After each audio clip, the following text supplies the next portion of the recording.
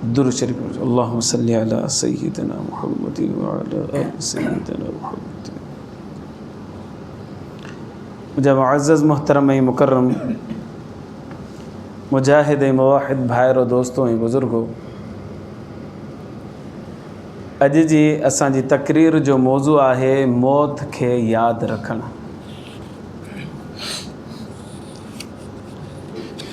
दुनिया जे अंदरि जेके बि मामलात आहिनि उन्हनि ते इख़्तिलाफ़ात आहिनि, पर मौत अहिड़ो मामिलो आहे जंहिं ते कंहिंजो बि इख़्तिलाफ़ कोन्हे। हर हिकु माण्हू इन ॻाल्हि खे तस्लीम करे थो पियो त हिकु ॾींहुं मौत अचणी आहे ऐं मरणो आहे, हिन दुनिया खे छॾिणो आहे। यहूदी हुजे, ईसाई हुजे, मुसलमान हुजे, हिंदू हुजे, कम्यूनिस्ट हुजे, केर बि हुजे दुनिया जे अंदरि साह खणंदड़ इंसान हुजे, उन माण्हू खे इहा ॻाल्हि तस्लीम आहे त हिकु ॾींहुं हिन दुनिया मां मरी करे जान छॾणी आहे। त मौत हिकिड़ो अहिड़ो मामिलो आहे जो हिन मामले ते कंहिंजो बि इख़्तिलाफ़ कोन्हे, सभिनीनि खे तस्लीम आहे त हिकु ॾींहुं मौत ईंदी। जेको ठहियो आहे उहो रहंदो, जेको आयो आहे उहो वेंदो, जंहिंखे वजूद मिलियो आहे हिकिड़े ॾींहुं उनखे अदम में वञिणो पवंदो, वजूद ख़तमु थियणो पवंदो। अल्लाह तबारक व तआला फरमाए कुल्लु नफ्सिन ज़ाइक़तुल मौत, हर नफ्स खे मौत जो मज़ो चखणो आहे। जेको बि साह खणे थो पियो, जेको बि चुरे पुरे थो पियो, जेको मूवमेंट करे थो पियो, जेको लुॾे थो पियो, उनखे हिकु ॾींहुं मौत जो मज़ो ज़रूरु चखणो पवंदो।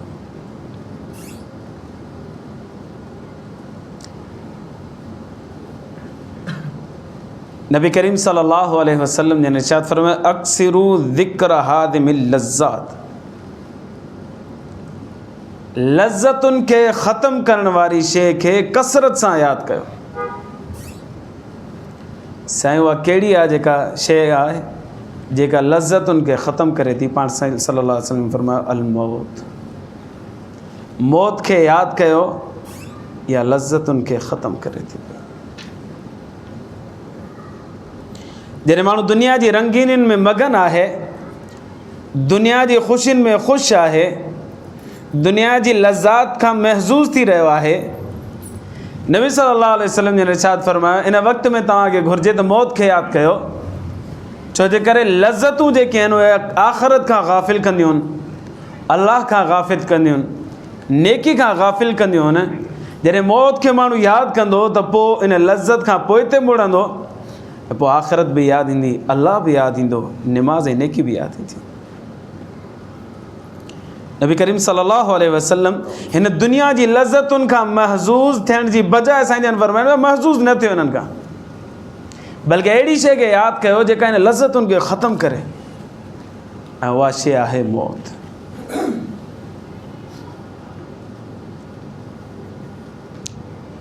नबी करीम सल्लल्लाहु अलैहि वसल्लम जन मौत खे यादि करण जो हुकुम ॾिनो आहे, लिहाज़ा मौत खे यादि कीअं कजे हिन जा 2 तरीक़ा।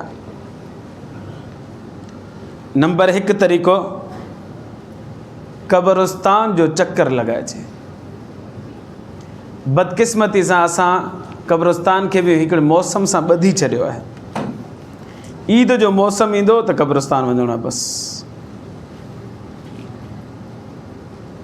न या माना महाना बेस ते वञे माण्हू, हर महीने वञे, या हफ़्तेवार वञे, या रोज़ाना वञे, पर उनखे पंहिंजी रूटीन मुताबिक़ ठाहिजे, मौसम सां मुंसलिक न कजे क़ब्रिस्तान खे। जॾहिं माण्हू क़ब्रिस्तान वञे त सभ खां पहिरीं उते सलाम करे, अस्सलामु अलैकुम या अहलल क़ुबूर यग़फ़िरुल्लाहु लना व लकुम अंतुम सलफ़ुना व नहनु बिल अथर, या दुआ पढ़ी करे इहो सलाम करे पोइ क़ब्रिस्तान में दाख़िल थिए। क़ब्रिस्तान में दाख़िल थी करे हाणे इबरत वठिजे जेके वज़ीर हा अॼु मटी मण मिट्टियुनि जे हेठियां पिया आहिनि, जेके मालदार ऐं करोड़पति हा अॼु मुहताज थिया मिट्टी जे हेठियां पिया आहिनि, जेके फ़क़ीर हा दुनिया में ॿियनि जा मुहताज हा, अॼु आख़िरत जे मामले में दाख़िल थी चुका आहिनि, अॼु बि मुहताज आहिनि। जेके दुनिया में वॾनि वॾनि बंगलनि में रहंदा हा अॼु काल कोठड़ी में अंदरि क़बर जे अंदरि कोठड़ी में पिया आहिनि। जेके दुनिया जे अंदरि सुकून ऐं आराम ऐं राहत जी ज़िंदगी गुज़ारींदा हा अॼु ॿियनि जे हवाले क़ब्रस्तान में अंदरि पिया आहिनि। ऐं अहिड़ो ॿियनि जे हवाले आहिनि, अहिड़ो ॿियनि जे फ़रिश्तनि जे हवाले आहिनि, जीत ऐं जीवड़नि जे हवाले आहिनि जो केर बि छॾाए कोन थो सघे। इहो वञी करे इबरत हासिलु कजे, क़ब्रस्तान खे ॾिसजे। जॾहिं माण्हू बार बार क़ब्रस्तान ईंदो, बार बार क़ब्रस्तान वेंदो त पोइ उनखे मौत जी यादगिरी रहंदी। नबी सल्लल्लाहु अलैहि वसल्लम ने इरशाद फरमायो, मौत खे यादि कयो।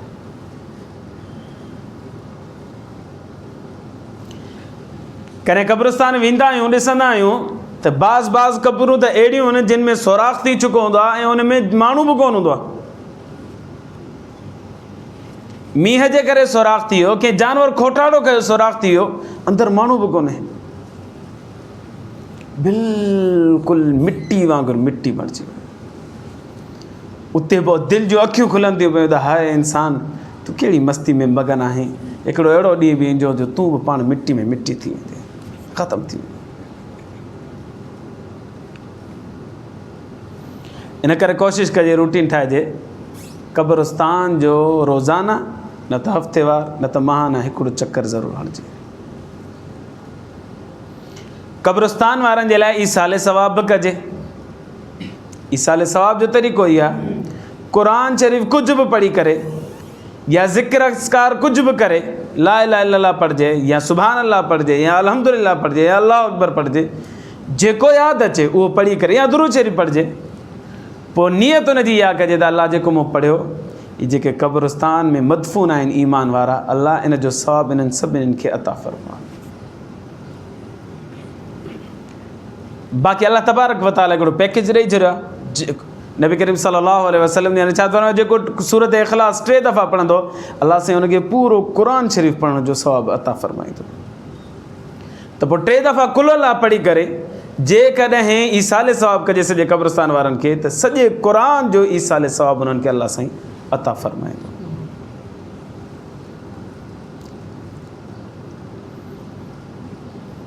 इहो क़ब्रस्तान वारनि जे लाइ असांजे तरफ़ां हमदर्दी थी वेंदी, उन्हनि ते रहम थी वेंदो, उन्हनि ते शफ़क़त थी वेंदी। ऐं असल वञिणो आहे पंहिंजे लाइ इबरत जो सामान हासिलु करण जे लाइ। नंबर 2, मौत खे यादि करण जो ॿियो तरीक़ो इहो आहे त रोज़ाना हिकु टाइम अहिड़ो कढिजे जंहिंमें मौत खे यादि कजे, पंहिंजी मौत खे यादि कजे। पोइ सुबुह जो मिले, मंझंदि जो मिले, शाम जो मिले या राति जो मिले या सुम्हण खां 5 मिंट पहिरीं और रोज़ाना थोरो टाइम कढिजे ऐं पोइ वरी पंहिंजी मौत खे यादि कजे त अहिड़ो वक़्तु ईंदो जो मूंखे मौत अचणी आहे। पोइ मौत एक्सीडेंट में बि थी सघे थी पई, मौत हार्ट अटैक सां बि थी सघे थी पई, मौत मुसलसल बीमारी खां बाद में बि थी सघे थी पई। मूंखे मौत अची वई, फ़रिश्ता आया, मुंहिंजी रूह कब्ज़ करे विया, हाणे मां खट ते पियो आहियां, घर वारा रोइनि पिया, इर्द गिर्द में घरवारी बि आहे, ॿार बच्चा बि आहिनि, माउ भेण बि आहे, भाउर बि आहिनि, दोस्त अहबाब बि आहिनि, रोइनि पिया त मुंहिंजे मथां मां मरी वियो आहियां। हाणे मूंखे तख़्ते ते लेटायो वियो आहे, हाणे मूंखे गुस्ल ॾिनो पियो वञे, हाणे मूंखे कफ़न पारायो पियो वञे, हाणे मूंखे ख़ुशबू हई पई वञे, हाणे मूंखे खट ते लेटायो पियो वञे, हाणे मूंखे ईदगाह मस्जिद जी तरफ़ खयो पियो वञे, मैदान जी तरफ़ खयो पियो वञे, हाणे मुंहिंजो जनाज़ो पढ़ियो पियो वञे, हाणे मूंखे क़ब्रस्तान जी तरफ़ खयो पियो वञे, हाणे मूंखे क़बर में लाथो पियो वञे, हाणे हिकिड़ो माण्हू मुट्ठी भरे करे मुंहिंजी क़बर खे भरींदो पियो वञे ऐं मिट्टी भरींदो थो वञे, हाणे मूंखे दफ़न कयो वियो, हाणे मुंहिंजे मथां सेरांदी ऐं पेरांदी सूरत बकर जो हिकिड़ो रुको पहिरियों ऐं आख़िरी रुको तिलावत कयो वियो, हाणे सभु मूंखे छॾे हलिया पिया वञनि। हाणे फ़रिश्ता हाज़िर थिया आहिनि, हाणे मूंखां सवालात कनि था पिया, सवाल अचे ई कोन थो मूंखे, तुंहिंजो रब केरु आहे, तुंहिंजो नबी केरु आहे, तुंहिंजो दीन कहिड़ो आहे, मूंखां जवाबात नथा अचनि, हाणे जानवर निकिरी आया आहिनि, हाणे कीड़ा निकिरी आया आहिनि, हाणे नांग निकिरी आया आहिनि, उहे मुंहिंजे मथां हमला आवर थिया आहिनि, हाणे मूंखे ईज़ा मिले पियो, हाणे मूंखे तकलीफ़ मिले थी पई। इहो रोज़ाना पंहिंजो पाण जो मुहासिबो करिणो आहे। मौत खे यादि करण जो ॿियो तरीक़ो इहो आहे। पहिरियों तरीक़ो इहो आहे त मरण खां पहिरीं क़ब्रिस्तान वञिजे ऐं उन मां इबरत हासिलु कजे। ॿियो तरीक़ो इहो आहे त रोज़ाना थोरो टाइम कढी करे पंहिंजी मौत खे यादि कजे। नबी करीम सल्लल्लाहु अलैहि वसल्लम जन इरशाद फरमायो त लज़्ज़तुनि खे ख़तमु करण वारी शइ खे यादि कयो, यानी मौत खे यादि कयो।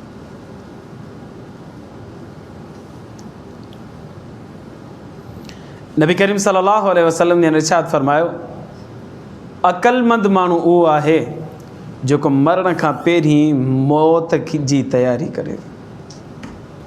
अल कय्यिसु मन दान नफ़्सहु व आमिल लिमा बअदल मौत। अक़लमंद माण्हू उहो आहे जेको पंहिंजे नफ़्स खे सुञाणे वठे ऐं मरण खां बाद वारी ज़िंदगी जी तयारी करणु शुरू करे छॾे। नबी करीम सल्लल्लाहु अलैहि वसल्लम जन इरशाद फरमाया सहाबा किराम खे अल्लाह खां हया कयो, अल्लाह खां हया कयो। सहाबा किराम फरमाया साईं अल्लाह खां हया कंदा आहियूं असां। नबी करीम सल्लल्लाहु अलैहि वसल्लम ने इरशाद फरमाया उहो हया न जेको तव्हां सम्झो था। सहाबा किराम फरमाया साईं कहिड़ो हया? पाण करीम सल्लल्लाहु अलैहि वसल्लम ने इरशाद फरमायो अल्लाह खां हया कयो, पंहिंजे मथे ऐं इन में जेके शयूं आहिनि उन जी हिफ़ाज़त कयो, पंहिंजे पेट ऐं इन में जेके शयूं आहिनि उन जी हिफ़ाज़त कयो, ऐं मरण खां बाद वारी ज़िंदगी खे सोचो जॾहिं तव्हां मिटी मिटी थी वेंदव, तव्हां जूं हॾियूं बि ॻरी वेंदियूं ऐं ख़तमु थी वेंदियूं। इहो अल्लाह खां हया करणु आहे। हाणे इन जो मतिलबु छा आहे? पंहिंजे मथे ऐं इन में जेके शयूं आहिनि उन जी हिफ़ाज़त कयो। हीउ सॼो असांजो मथो आहे, दिमाग़, इन में अखि आहे, ज़बान आहे, कन आहे, इन्हनि जी हिफ़ाज़त करणी आहे। पेट जी हिफ़ाज़त कयो ऐं इन जी शयुनि जी हिफ़ाज़त कयो। पेट जे अंदरि हराम ग़िज़ा न वञे, मुश्तबे ग़िज़ा न वञे, इन जी हिफ़ाज़त करणी आहे। ऐं इन सां मुंसलिक शर्मगाह आहे, उन जी बि हिफ़ाज़त करणी आहे। नबी करीम सल्लल्लाहु अलैहि वसल्लम ने इरशाद फरमायो पंहिंजे मथे जी बि हिफ़ाज़त कयो ऐं इन सां जेके शयूं मुंसलिक आहिनि उन जी बि हिफ़ाज़त कयो, पंहिंजे पेट जी बि हिफ़ाज़त कयो, इन सां मुंसलिक आहिनि उन जी बि हिफ़ाज़त कयो। उनजो नतीजो इहो थींदो त मरण खां बाद वारी ज़िंदगी जंहिं महिल माण्हू हॾा हॾा थी वेंदो ऐं मिटी मिटी थी वेंदो ऐं बोसीदा ऐं ख़स्ता हाल थी वेंदो, उनजी इहा तयारी आहे। अल्लाह साईं असांखे मरण खां बाद वारी ज़िंदगी जी हिफ़ाज़त करण जी तौफ़ीक़ अता फ़रमाए। बहलूल मजज़ूब रहमतुल्लाह अलैह अल्लाह जो बानो गुज़रियो आहे हारून रशीद रहमतुल्लाह अलैह जे दौर में। थोरो सादो हो, नसीहत आमोज़ हुन जा आमाल हूंदा हुआ बहलूल जा। हिकु दफ़े छा थियो जो बहलूल हारून रशीद जी दरबार में आयो। हारून रशीद जो कानून हुयो जेको बि अचे मूंखां इजाज़त वठी करे अचे, पर बहलूल जे लाइ को कानून कोन हो। मालिकनि खे, चौकीदारनि खे चई छॾियो हुई, गार्डनि खे चई छॾियो हुई, त जीअं ई अचे हुनखे दरवाज़ो खोले छॾियो, मूंसां अची मुलाक़ात करे। इनखे कंहिं बि क़िस्म जी रोक टोक न आहे। बहलूल जीअं दरबार में आयो, अची करे बीह रहियो। हारून रशीद जे हथ में लठ हुई। हारून रशीद ख़ुशि त पई कंदे फरमायोसि त बहलूल हीअ वठ लठ तोखे अमानत ॾियां थो। सभ खां वधीक बेवकूफ़ माण्हू जेको तोखे मिले न, उनखे इहा लठ ॾिजां। सभ खां वधीक बेवकूफ़ जेको मिले, हता के तोखां वधीक जेको बेवकूफ़ हुजे न उनखे ॾिजां। ख़ुशि त पई कंदे, मुस्कुराईंदे चईं तोखां वधीक जेको बेवकूफ़ हुजे न उनखे इहा लठ ॾिजां। हुन चयो ठीकु आहे साईं। लठ वठी करे हलियो। कई साल गुज़रिया, बहलूल दाना उहा लठ पाण वटि महफ़ूज़ करे रखी। हिकिड़ी के माण्हू ॿुधायसि हारून रशीद बीमार थी पियो आहे साईं, साहिब फ़िराश थी वियो, बीमार थी वियो, तकिड़ो तकिड़ो आहे। साईं खां पुछिणो आहे, बीमार पुरसी करणी आहे, तकिड़ो तकिड़ो आयो, हारून रशीद सां मुलाक़ात कई। हारून रशीद साहिब फिराश हुजे बिस्तर ते पियो हुजे, लुॾण जी बि ताक़त न हुजेसि। सलाम कयईंसि, जवाबु मिलियो, साईं ॿुधायो त सही छा हाल आहे? हारून रशीद जो सफ़र डिघो आहे ऐं सामान कुझु बि कोन्हे। छा मतिलबु? बहलूल जी साईं मतिलबु छा आहे? सफ़र डिघो आहे, सामान कुझु बि कोन्हे। चई सफ़र डिघो आहे, सामान कुझु बि कोन्हे, हाणे मरण घड़ी ते आहियां, अमल नेकी जो कुझु बि कोन्हे मुंहिंजे हथ में। बहलूल जो साईं तव्हां जॾहिं बि सफ़र ते वेंदा हो, वॾा वॾा लश्कर अॻियां मोकिलींदा हो, वॾा माण्हू साज़ो सामान खणी करे अॻियां वेंदा हुआ ऐं हर क़िस्म जी सहूलियत तव्हांखे मुयसरु हुई। मसइलनि जे करे तव्हां 100 किलोमीटर ते वेंदा हुआ, उनजो बंदोबस्तु कंदा हुआ, 200 किलोमीटर ते वेंदा हुआ, 200 बंदोबस्तु कंदा हुआ, 600 किलोमीटर ते वेंदा हुआ, बंदोबस्तु कंदा हुआ। हेॾो वॾो सफ़र आहे, तव्हां हिन जे लाइ बंदोबस्तु ई कोन्ह कयो आहे। तव्हां पाण चओ था वॾो डिघो सफ़र आहे ऐं हमेशह हमेशह जो सफ़र आहे, इन जे लाइ तव्हां को बंदोबस्तु ई कोन्ह कयो, हालांकि तव्हांजे इख़्तियार में हो। जॾहिं 100 किलोमीटर ते वञो पिया त बंदोबस्तु कयो पिया, इहो बि तव्हांजे इख़्तियार में हो। हाणे हमेशह हमेशह जे सफ़र ते वञो पिया, इहो बि तव्हांजे इख़्तियार में हो। हिन 100 किलोमीटर जे लाइ तव्हां तयारी कई, आख़िर जे लाइ तव्हां तयारी कोन्ह कई। बहलूल दाना चयो, हारून रशीद चयो, को का बि तयारी कोन्ह कई। चई तव्हांजे लाइ मूं वटि हिकिड़ो इनाम आहे। पुछियुसि कहिड़ो इनाम आहे? अचां थो, घर वियो आहे, लठ खणी आयो। साईं यादि अथव तव्हां मूंखे लठ ॾिनी त तोखां वधीक जेको तोखे बेवकूफ़ मिलियो उनखे ॾिजां। साईं मूं ॾाढो ॻोल्हियो, मूं बिला आख़िर फ़ैसिलो इहो कयो त मूंखां वधीक केरु बेवकूफ़ कोन्हे, लिहाज़ा इहो मूं पाण वटि रखी। पर अॼु मूं ॿियो फ़ैसिलो ॾिनो आहे त मूंखां वधीक तव्हां बेवकूफ़ आहियो, इहा मां तव्हांखे ॾियां थो। जेको माण्हू 100 किलोमीटर ते वञे ऐं उन जे लाइ बंदोबस्तु करे वञे, जेको माण्हू हमेशह हमेशह जे सफ़र ते थो वञे, बंदोबस्तु नथो करे, साईं इन खां वधीक बेवकूफ़ केरु नथो थी सघे। हारून रशीद उते ई रोअणु शुरू करे छॾियो ऐं चवणु लॻो त बहलूल दाना तूं सच चयो आहे, मूंखां वधीक अॼु बेवकूफ़ केरु बि कोन्हे। जो मूं तयारी कयां आख़िरत जी कोन्ह कई आहे, क़बर जी कोन्ह कई आहे, हशर जी कोन्ह कई आहे, यकीनन जेको मूं तोखे चयो हो अमानत पुॼाइजांइ तो बिल्कुलु सही सलामत पुॼाई आहे। मूंखां वधीक बेवकूफ़ केरु बि कोन्हे।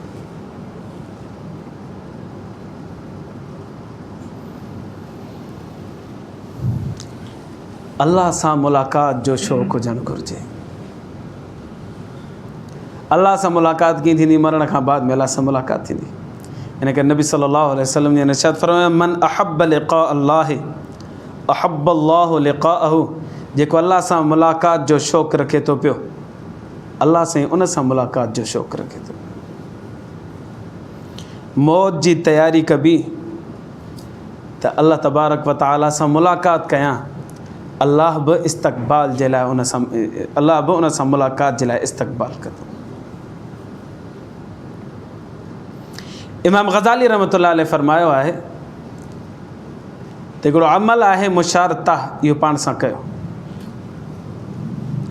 मुशारते जो अमल छा आहे? पंहिंजो पाण सां शर्त आणणु, रोज़ाना जो अमल आहे। उन में 4 कम करणा आहिनि। नंबर 1 मुआहिदो करिणो आहे, नंबर 2 मुराक़बो करिणो आहे, नंबर 3 मुहासिबो करिणो आहे, नंबर 4 मुआक़बो करिणो आहे। इमाम ग़ज़ाली रहमतुल्लाह अलैह फरमायो, हिकिड़ो अमल कयो पंहिंजो पाण सां, हर हिकु माण्हू, हर हिकु ईमान वारो करे।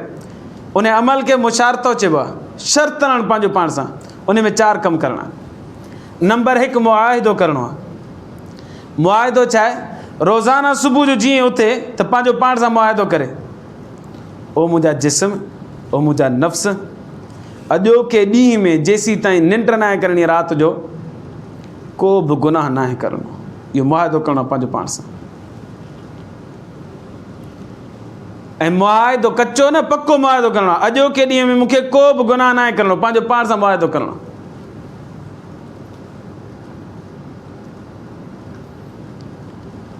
इन मुआहिदे जे अंदरि, मुआहिदो करण खां बाद में हाणे पंहिंजी मुलाज़िमत ते हलिया वञो, कमकार ते हलिया वञो, जेको मसरूफ़ियत आहे उन में मसरूफ़ थी वञो।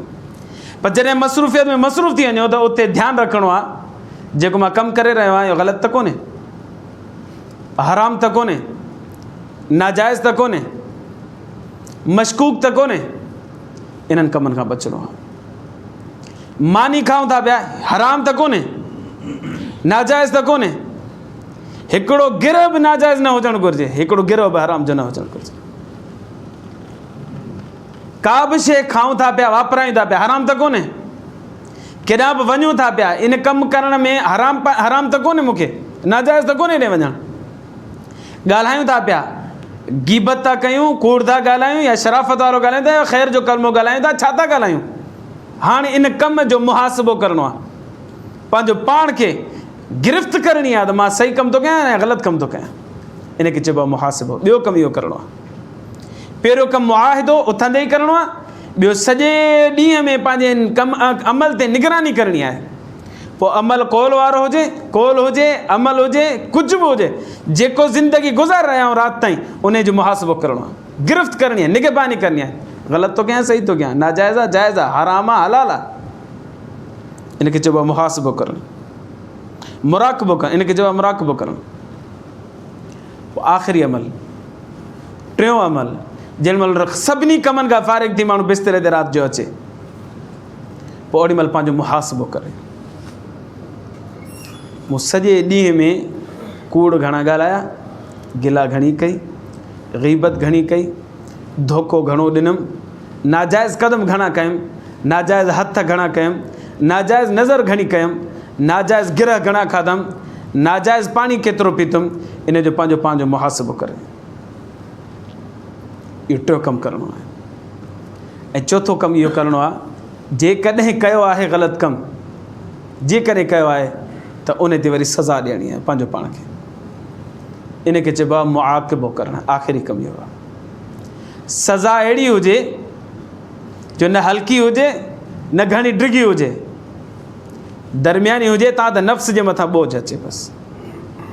मिसाल जे तौर ते सॼे ॾींहं तव्हां कमकारनि में मसरूफ़ रहिया, हाणे थकिजी करे घरु आया हो, बसि मानी खावां सुम्हां, पर 5 मिंट तव्हां पंहिंजो मुहासिबो कयो, उन में तव्हां ॾिठो त थोरी ग़ीबत बि कई अथमि, थोरो कूड़ बि ॻाल्हायो अथमि, थोरो बदतमीज़ी बि कई अथमि, हिकिड़ी अधगार बि कढी अथमि, हाणे पंहिंजो पाण खे 10 मिंट सज़ा ॾियणी आहे।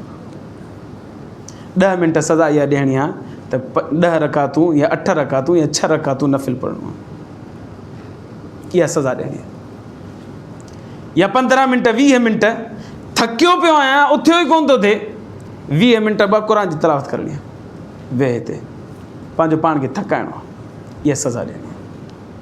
या तस्बीह खणा, अल्लाह अल्लाह करिणो आहे, ला इलाहा इल्लल्लाह पढ़णो आहे, दुरूद शरीफ़ पढ़णो आहे, असां 30 मिंट मूंखे दुरूद शरीफ़ पढ़णो आहे, 20 मिंट इस्तग़फ़ार पढ़णो आहे, या 15 मिंट तौबा करिणो आहे, पंहिंजो पाण खे सज़ा ॾियणी आहे नेकी जे तरीक़े वारी। इहे जेके 4 कम कंदो माण्हू, उन जी ज़िंदगी मां गुनाह ख़तमु थी वेंदा, इहो माण्हू आख़िरत जी तयारी करे थो। पर मुफ़्ती तक़ी उस्मानी साहिबु लिखियो त ईअं न सम्झिजे त 3 ॾींहं पोइ इहो कमु कयो त हाणे मां बुज़ुर्ग थी वियुसि, इहो वॾो धोखो हूंदो आहे शैतान जे तरफ़ां, त मां हाणे बुज़ुर्ग थी वियुसि, हाणे मां नेक थी वियुसि, बसि मां अलाह जो वली थी वियुसि। न न न न, हाणे अलाह जो वली न ई थियो, इन ख़ुशफ़हमी में मुब्तला थींदो त शैतान अञा धोखे में विझंदो, अञा धोखे में विझंदो, अञा धोखे में विझंदो, बल्कि कॾहिं कॾहिं त ईमान खां ई हथु खणाए छॾींदो। इन करे इन कम खां बचणु घुरिजे। जॾहिं माण्हू आख़िरत जी तयारी करे वठंदो आहे न, पोइ माण्हू सुरख़ुरु थी वेंदो। हज़रत बिलाल रज़ी अल्लाह ताला जी मौत जो वक़्तु हुजे, आख़िरी वक़्तु हुजे, घरवारी पासे में वेठी हुअसि, या वसफ़ा, हाय घोड़ाड़े मुंहिंजो मुड़ुसु गुज़ारे थो पियो। घरवारी चए, अॼु बिलाल रज़ी अल्लाह ताला नाराज़ थी पियो वञे मथां, छो तूं हा वाह असफ़ा दीदी, हाय घोड़ा छो थी करी, हाय घोड़ा न कर, अॼु ख़ुशी जो ॾींहुं आहे, अॼु मां पंहिंजे रब सां मुलाक़ात कंदुसि, अॼु मां पंहिंजे महबूब मिठड़े मोहम्मद अरबी सल्लल्लाहु अलैहि वसल्लम सां मुलाक़ात कंदुसि, अबू बकर, उमर, उस्मान, अली सां मुलाक़ात कंदुसि मां, अॼु त मुंहिंजे लाइ ख़ुशी जो ॾींहुं आहे। हाय घोड़ा न कर। जॾहिं माण्हू कीअं आख़िरत जी तयारी करे वठंदो आहे न, मौत जी तयारी करे वठंदो आहे न, पोइ आख़िरी लम्हात में अहिड़ो ख़ुशि हूंदो आहे। अल्लाह तबारक व तआला मूंखे अव्हांखे मौत जी तैयारी करण जी तौफ़ीक़ अता फ़रमाए ऐं मौत खां बाद वारी ज़िंदगी ते महिनत करण जी तौफ़ीक़ अता फ़रमाए। आख़िर दावाना अनिल हम्दुलिल्लाहि रब्बिल आलमीन। जिन साथियुनि सुन्नत न पढ़ी